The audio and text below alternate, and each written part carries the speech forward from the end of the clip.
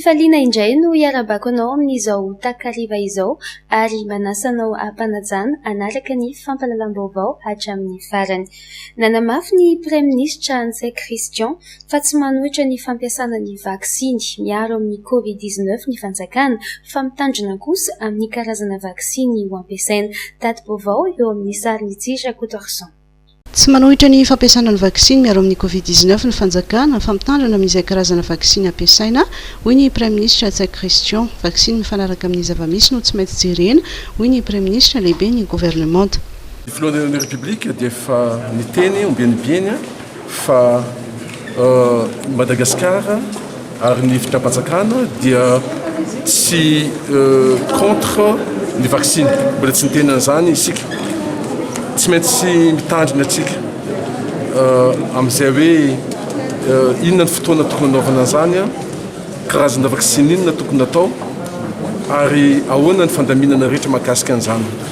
Ny filohan'ny République dia fantatra roa fa efa nanatona ny Académie nationale de médecine ary fantatra roa fa mitohy hatrany ny fandinina mahakasika an'izany ary ho hitanareo miandalana eo fa inona ny fanapa-kevitra farany mahakasika ny vaksiny ho amin'izay fitsaboana ny coronavirus hita amintsika. Fa fantatrareo fa ny amin'izao fotoana zao ny vaksiny izay misy dia misy karazany maro.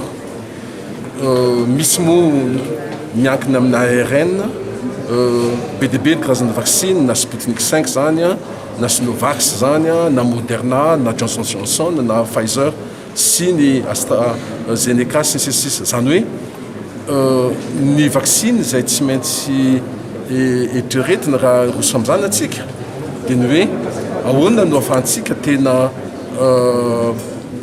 mahita izay vaksiny izay mety fanaraka bebe koa zava-misy. Ohatra zao ny voalazan'ny filohan'ny République fa misy ny variant sud-africaine amintsika eto, mbola tsy misy eran-tany vaksiny izay fanefitra amin'ny io variant sud-africain io.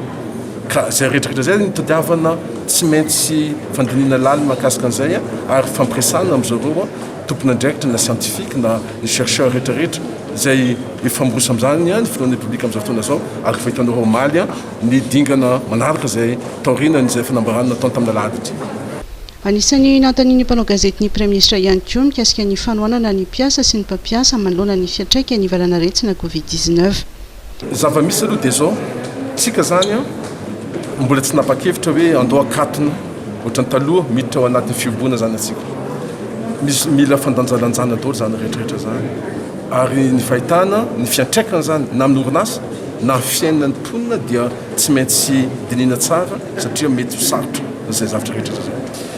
Mety misy na sekoly na toeram-piasana izay misy fandaminana ao anatiny. Ohatra zao anao désinfection zao dikan'izany somary akaty matritra ny 2 andro na 3 andro zany rehetra zany dia apetraka eo ambanin'ny fahafahany tsirairay mahita inona ny zavatra tena tokony nataony mahakasika azy.